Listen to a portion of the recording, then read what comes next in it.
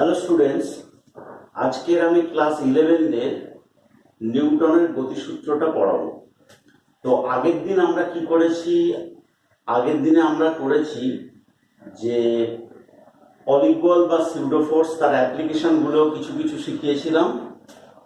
তো আজকে নিউটনের গতিসূত্রে নততলের কিছু পাঠ করা যায়। ঠিক আছে, ধরো একটা নততল তোমাকে দেওয়া আছে, একটা নততল দেওয়া আছে। ওকে, এই নততলের ঠিক ওপরের প্রান্তে একটা কপিকল লাগানো আছে।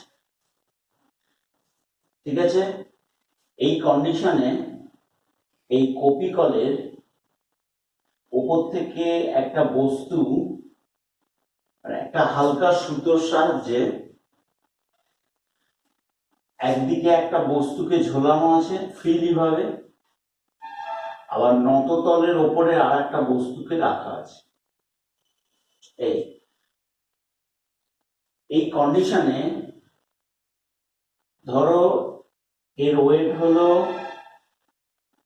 m2g আর এর ওয়েট হলো m1g। এর ওয়েট হলো m1g। ওকে, তো আমরা আগের দিনে কি শিখেছিলাম? নততলের উপর কোনো বস্তু থাকলে এই বরাবর কাজ করবে প্রতিক্রিয়া বল।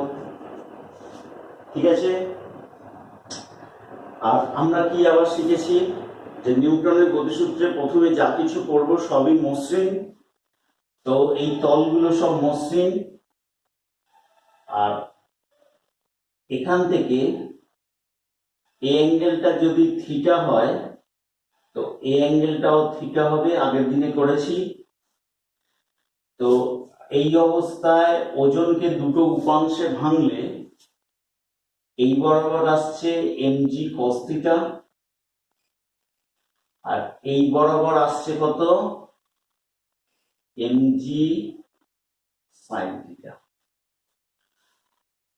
তো আগের দিনে করেছিলাম বস্তু যদি ফ্রিলি ভাবে থাকে, বস্তুর ধরো এখানে কোনো সুতো নেই, এখানে সুতো দ্বারা কোনো কিছু কানেক্ট নেই, তাহলে এই বস্তুটা ফ্রিলি ভাবে পড়ে যাবে এবং নততল বরাবর তার ত্বরণ হবে কত? g sin theta. কিন্তু এখানে সুতো দিয়ে আটকানো আছে, যেই সুতো দিয়ে আটকানো থাকবে তাহলে এই ডিরেকশনে এই দিক বরাবর একটা টান কাজ করবে। মানে এই বস্তুটা, মানে m1 ভরের বস্তুটার, এটা m1 ভরের বস্তুটার ক্ষেত্রে সুতোর টান কাজ করবে অ্যাওয়ে ফ্রম দা বডি, বস্তু থেকে দূরের দিকে। এই সুতোর টান কাজ করবে কোন দিকে? ওই দিকে। আর এই কপিকলটা টান কাজ করবে কোন দিকে? এদিকে। সেম ভাবে m2g কাজ করছে নিচের দিকে, এর টান কাজ করবে কোন দিকে? উপরের দিকে। আর এখানকার টান কাজ করবে কোন দিকে? নিচের দিকে। মানে এই কপিকলটার দুদিকে টান, এই একটা, আর এই বস্তুটা এইটা। ঠিক আছে, তো এই অবস্থায় যদি ত্বরণ এদিকে হয়, এই অবস্থায় যদি ত্বরণ এইদিকে হয় তাহলে এর ত্বরণ কোন দিকে হবে? এর ত্বরণ এদিকে। দুটো বস্তু একই সুতো দ্বারা কানেক্ট, তাহলে উভয়, মানে এক্ষেত্রে সুতোর টান একই এবং ত্বরণ দেখা যাচ্ছে ওয়াই অক্ষ বরাবর, আর এর ত্বরণ এক্স অক্ষ নয়, ওয়াই অক্ষ নয়, একটা পার্টিকুলার অ্যাঙ্গেলে হচ্ছে, তখনই তো সাইন থিটাটা আসছে। তো এই কন্ডিশনে আমরা যদি দেখি তাহলে m1 ভরের বস্তুর ক্ষেত্রে, m1 ভরের বস্তুর ক্ষেত্রে যদি আমরা দেখব যে বস্তুটাই ওপরের দিকে উঠছে। তাহলে বস্তুটা যদি ওপরের দিকে ওঠে তাহলে আমরা কি কি ফোর্স নিয়ে চিন্তা করব? ঠিক এই ব্লু কালারের যেটা দিচ্ছি এই ফোর্সটাকে নিয়ে চিন্তা করবো। m1 ভরের বস্তুর উপর এই ফোর্স কাজ করেছে, আর m2 ভরের বস্তুর উপর কেবলমাত্র এই ফোর্সটা কাজ করেছে। লক্ষ্য করো, তাহলে তাই যদি হয়ে থাকে তাহলে m1 ভরের বস্তুর ক্ষেত্রে দেখো ত্বরণের দিকে তাহলে কে বড়? t বড়, m1g sin থিটা ছোট। ওকে, ত্বরণ যেহেতু এদিকে তাহলে t বড়, m1g sin থিটা ছোট, তাহলে লিখতে পারছি t is greater than m1g sin theta.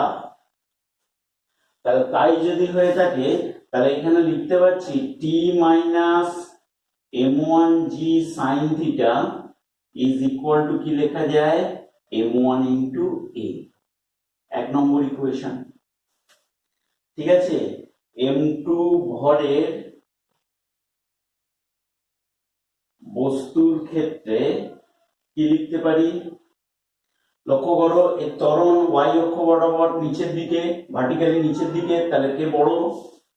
তাহলে m2g is greater than t। তাহলে কি হবে? এটা নিচের দিকে নামছে, তাহলে m2g minus t is equal to কি লেখা যায়? m2 into a। এটা হলো 2 নম্বর সমীকরণ। ওকে, t আউট হলো, উভয় পক্ষে t আউট হয়ে গেল, t কেটে গেল, তাহলে এখান থেকে লেখা যায় m2g minus m1g sin theta is equal to কত আসবে? m1 plus m2 into a। দেখে নাও, কিছু মুখস্থ করার কিছু নেই, ব্যাপারটা সহজ করে ভাবো, ভাবলেই হয়ে যাবে। এখান থেকে a সমান আমরা কি লিখতে পারি? m2 minus m1 sin theta whole into g divided by m1 plus m2।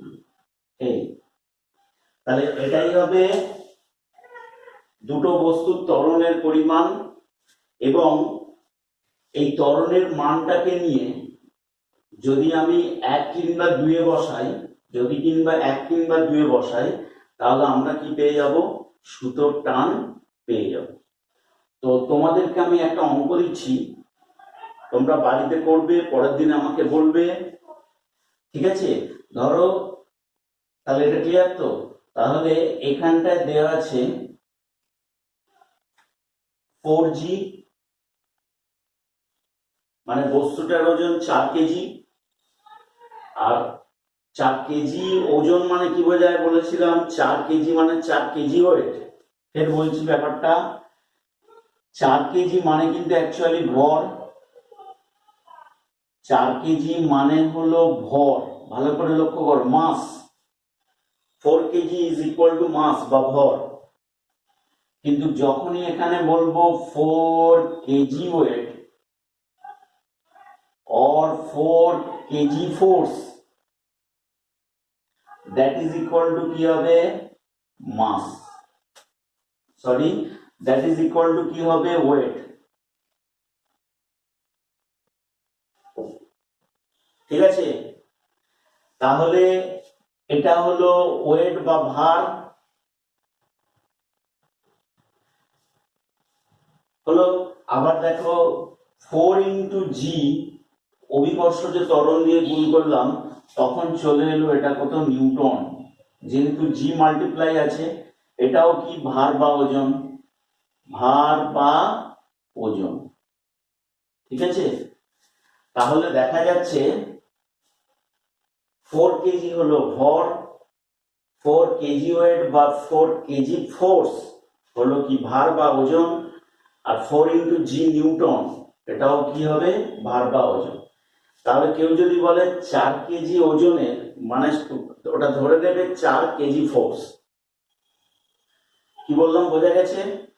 কেউ যদি বলে যে 4 কেজি ওজনের একটি বস্তু রয়েছে, 4 কেজি ওজনের মানে 4 কেজি ফোর্স ওজনের একটা বস্তু রয়েছে। ঠিক আছে, এটা কিন্তু খুব খেয়াল করে।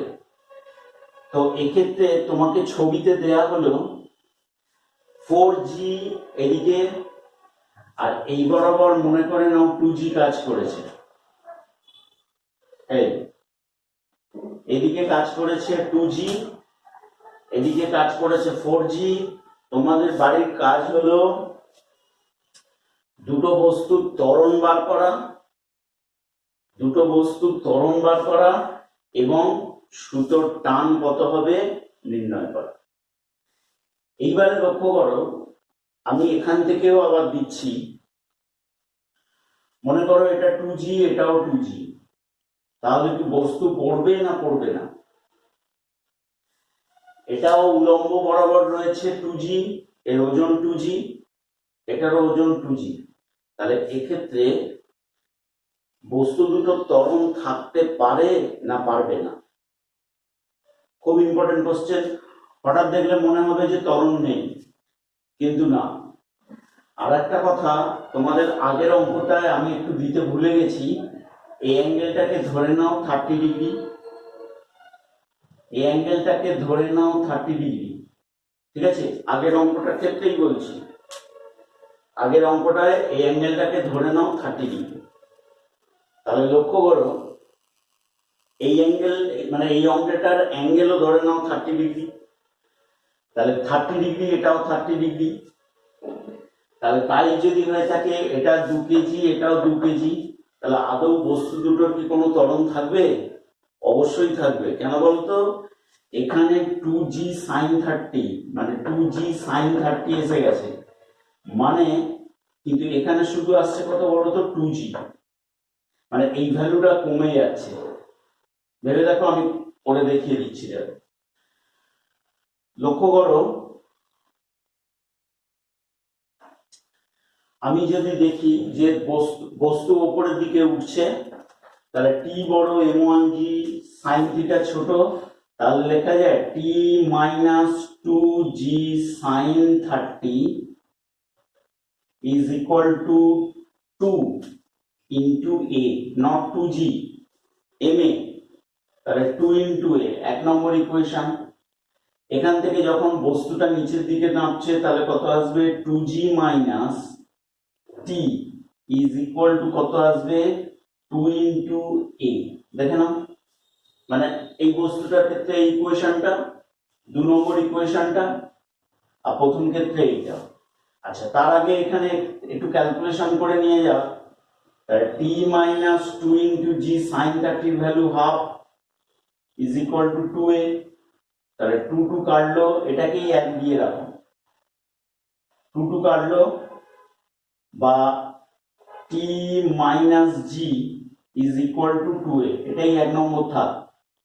আর 2 নম্বর ইকুয়েশন থেকে আমরা দেখতে পাচ্ছি 2g minus t is equal to 2a। এইবারে বুঝতে পারছো যে sin থিটার জন্য sin থিটার মান যত কম হবে, তাহলে ফোর্সের পরিমাণ তত কমে যাবে। sin থিটার মান যত বাড়বে, বাড়তে বাড়তে বাড়তে বাড়তে ম্যাক্সিমাম মান কত? sin এর ম্যাক্সিমাম মান 1, তাহলে sin 90। তাহলে এই জায়গাটা কি অবস্থায় রয়েছে? এটা 90 ডিগ্রিতেই রয়েছে, কিন্তু এটা কি হয়েছে? সূক্ষ্মকোণে রয়েছে, যার জন্য দুটো ভর একই হলেও যেহেতু sin থিটা কম, যেহেতু sin থিটাটা কম, তাই জন্য এক্ষেত্রে টিটা বড়, এক্ষেত্রে টিটা বড়, এই ভ্যালুটা ছোট। ক্লিয়ার? তাহলে এখান থেকে আমরা এটা পেতে পাচ্ছি। তাহলে 2g minus g is equal to কত আসবে? 4a। তাহলে g is equal to 4a, তাহলে a কত আসবে? g by 4, এত মিটার পার সেকেন্ড স্কোয়ার। তাহলে এই জিনিসটাই আসছে ত্বরণের পরিমাণ। এবার g এর ভ্যালু তুমি 10 বসাতে পারো, এমসিকিউ এর অঙ্কের ক্ষেত্রে g এর ভ্যালু 10 বসাবে, আর নরমালি g সমান 9.8 বসাবে। তাহলে এখান থেকে কি আসবে? 9.8 বা 10ই ধরো, তাহলে 10 by 4 metre per second square. 10 ধরলে একটু ক্যালকুলেশনের সুবিধা হবে। ঠিক আছে, তাহলে এখান থেকে আমরা ত্বরণ পেয়ে গেলাম। এই ত্বরণের মান যে কোনো একটা ইকুয়েশনে পুট করে দিলাম। ধরো এই ইকুয়েশনে পুট করলাম, তাহলে t minus g is equal to 2 into 10 by 4। দেখে নাও, তাহলে এখান থেকে কত এলো? এটা হলো 2, তাহলে এলো কত 5, তাহলে t minus G is equal two 5, তাহলে t কত আসবে 5 প্লাস জি, তাহলে জি কত ধরেছিলাম 10, মানে 15 নিউটন। আচ্ছা এগুলো সব নিউটনে কেন হচ্ছে, যেহেতু সব জি আছে বলে, ঠিক আছে, অভিকর্ষজ ত্বরণ আছে বলে এগুলো সবই নিউটনে চলে। তাহলে এইভাবে হচ্ছে কি আমরা অঙ্কটাকে করতে পারি, ঠিক আছে। তাহলে দুটো বস্তুর ভর একই হলেও বস্তু এদিকে পড়বে যদি এই কোণটা সূক্ষ্ম কোণ হয়। ক্লিয়ার? এইবারে দেখো, যদি মনে করে নাও এই বস্তুটা ছোট, এই বস্তুটা ছোট, ছোট বলতে কিরকম, ধরো এটা 1 কেজি, তাহলে 1 কেজি মানে আমরা কি লিখতে পারি 1g। তাহলে তখন কি হবে, তাহলে 1 নম্বর ইকুয়েশন যা আছে তাই, 1 নম্বর ইকুয়েশন যা আছে তাই, লক্ষ্য করো, আবার বলছি 1 নম্বর ইকুয়েশন যা আছে তাই, কিন্তু 2 নম্বর ইকুয়েশনে আমি যদি ধরে নিই এটা নিচের দিকে পড়ছে, তাহলে 1g মানে g minus t is equal two 1a। তাহলে এই ইকুয়েশনের ক্ষেত্রে দেখা যাচ্ছে জিও কেটে যাচ্ছে, টিও কেটে যাচ্ছে, তাহলে আদৌ কোনো সমীকরণ পাওয়া যাচ্ছে না, ত্বরণের ভ্যালু 0। তাহলে এখান থেকে আমরা কি বলতে পারি, যে এটা 2 কেজি এবং এই কোণটা যদি 30 ডিগ্রি হয় এবং এটা যদি 1 কেজি হয়, বস্তু কিন্তু আর পড়বে না। তাহলে এরকম টাইপের যে ম্যাথ আছে তোমাকে করে দেখে নিতে হবে যে আদৌ বস্তু সংস্থার কোনো ত্বরণ আছে কি না, ঠিক আছে। তাহলে এটা এই পর্যন্ত, এরপরে আবার নতুন জিনিস দেখো। আচ্ছা এইবারে আমরা পড়ব, দুদিকে নততল আছে, দুদিকে নততল মানে ধরো এই একটা তল আছে, এই একটা তল আছে, এরকম একটা তল আছে, সবই মসৃণ তল। এই অ্যাঙ্গেলটা ধরে নাও θ1, এখান থেকে এই অ্যাঙ্গেলটা ধরে নাও θ2, ঠিক আছে, এটা θ1, এটা θ2। এখানটায় একটা হালকা কপিকল আছে। এইবার এখান থেকে একটা বস্তু বা কাঠের ব্লক রাখা আছে, আর এখানটাও মনে করে নাও আর একটা কাঠের ব্লক আছে, এরকম ধরো সিচুয়েশন আছে। তো এখানকার ওয়েট কত, এই ওয়েটটা মনে করে নাও W1 সমান m1g, আর এখানকার এর ওয়েটটা মনে করে নাও W2 সমান m2g, ঠিক আছে। তো কিছুক্ষণ আগে নততলের যেগুলো পড়াচ্ছিলাম, লক্ষ্য করো অ্যাঙ্গেলটা θ1 হলে অ্যাঙ্গেলটাও কত আসবে θ1, তাহলে এটা θ1 হলে এটা কত আসবে m1g cos θ1, এটা প্রতিক্রিয়া বল কত আসছে r1।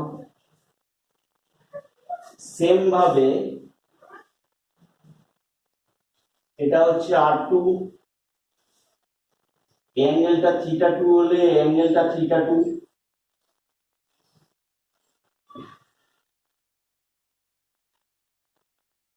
অ্যাঙ্গেলটা θ2, এটা কত আসবে m2g cos θ2।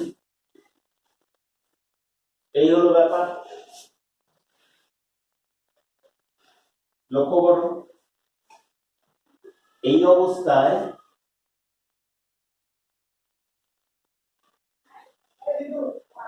এখান থেকে এটা কত আসবে m1g sin থিটা 1, এটা কত আসবে m2g sin theta 2।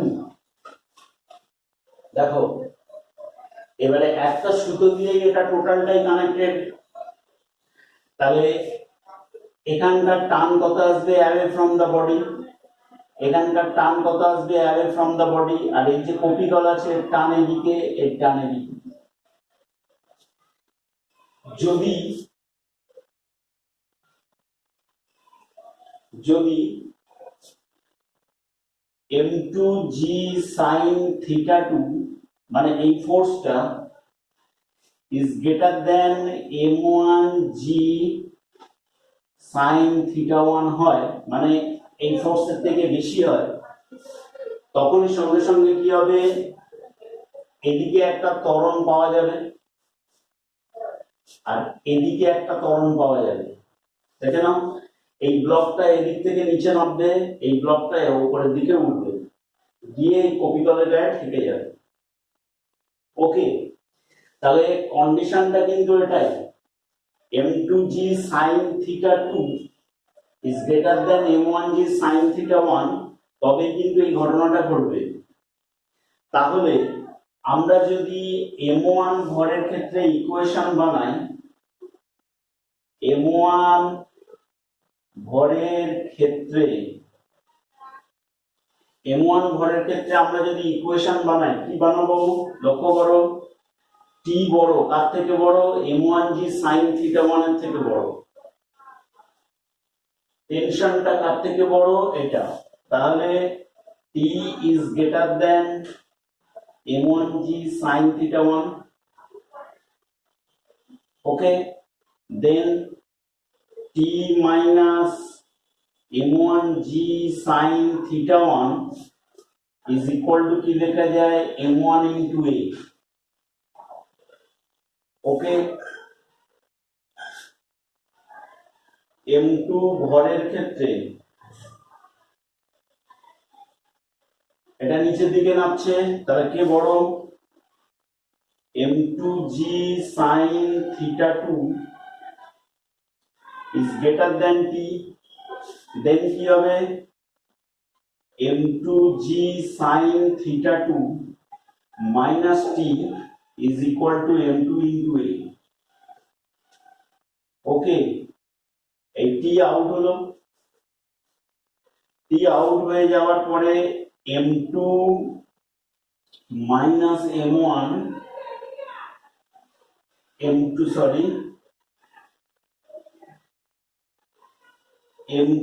sin theta 2 minus m1 sin theta 1 whole into g common গেল, এখানে কত আসছে m1 plus m2 whole into a, তাহলে a কত আসবে m2 sin theta 2 minus m1 sin theta 1 divided by কত whole into g divided by কত m1 plus m2, তাহলে এই জিনিসটাই হবে দুটো বস্তুর অ্যাক্সিলারেশন বা ত্বরণের পরিমাণ। এই ত্বরণটাকে নিয়ে আমরা যদি যে কোনো একটা ইকুয়েশনে পুট করি, যে কোনো 1 কিংবা 2, আমরা এখান থেকে কি পেয়ে যাই, সুতোর টান পেয়ে যাব। ওকে, এইবারে জাস্ট একটা উদাহরণ দিয়ে দিচ্ছি, লক্ষ্য করো, তোমাদের এইটা হলো 30 ডিগ্রি দেওয়া আছে, আর এই অ্যাঙ্গেলটা ধরো দেওয়া আছে 60 ডিগ্রি, ওকে, তাহলে এটা 30 ডিগ্রি, এটা 60 ডিগ্রি দেওয়া আছে। m1 এর ভ্যালু কত, আমি ধরে নিলাম, আচ্ছা ঠিক আছে, এটা দেওয়া আছে কত 2g, আর এটা দেওয়া আছে মনে করে নাও 4g, এটা 2g এটা 4g, এই একইভাবে ক্যালকুলেট যদি করা হয়, তাহলে m2 এর জায়গায় এখানটা কি আসছে 4g সাইন কত 60 ডিগ্রি মাইনাস 2g সাইন কত 30 ডিগ্রি ডিভাইডেড বাই কত 4g প্লাস 2g। ঠিক আছে, তাই কি না শুধু 4 প্লাস 2, কারণ ভর আছে তো শুধু নিচে m1 প্লাস m2, তাহলে কত আসছে 4 প্লাস 2। এই তো এখান থেকে আমরা ক্যালকুলেটটা কিভাবে করব, তাহলে a is equal to 4g sin 60 এর মান কত √3/2 মাইনাস 2g sin 30 এর ভ্যালু কত হাফ। আচ্ছা একটু ভুল লিখেছি g কমন নেওয়া হয়েছে। ওকে, this whole into কত g divided by 4 plus 2,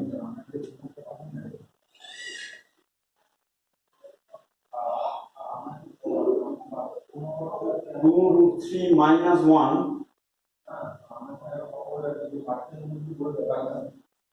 divided by 6, তাহলে 2√3 মাইনাস এই হয়ে গেল ডিভাইডেড বাই 6, তাহলে 2 into 1.732 মাইনাস g ভ্যালু 10 ই ধরে নাও ডিভাইডেড বাই 6। ঠিক আছে, তাহলে এই অ্যাক্সিলারেশনের এই ভ্যালুটাকে নিয়ে আমরা যদি 1 নম্বর ইকুয়েশন কিংবা 2 নম্বর ইকুয়েশনে পুট করি, তাহলে আমরা কি পেয়ে যাব, খুব সহজে সুতোর টানটা পেয়ে যাব। ঠিক আছে, তাহলে এইভাবে নততলের মাধ্যমে বস্তুর ত্বরণ এবং সুতোর টান আমরা পেতে পারি। ওকে,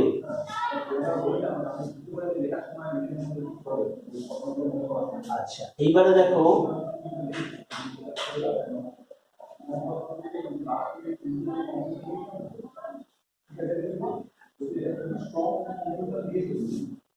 তোমাদেরকে একটা অঙ্ক দিচ্ছি, তোমরা করে আমাকে বলবে। ঠিক আছে, মনে করো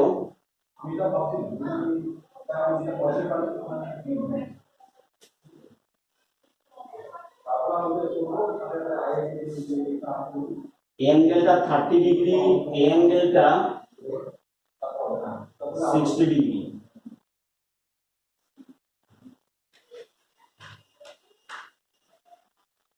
এখানে মনে করো দুটো বস্তু আছে,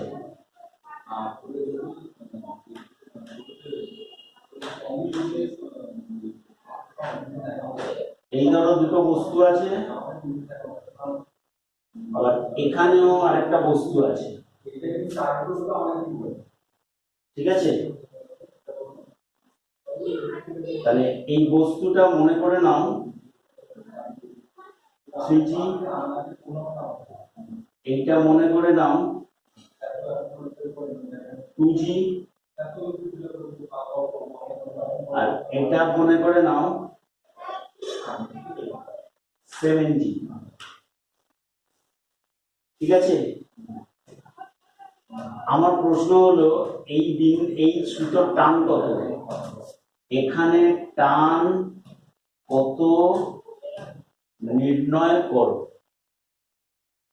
এটা আমাকে করে অবশ্যই জানাবেন। ঠিক আছে, তাহলে আজকের এই পর্যন্ত, বাই।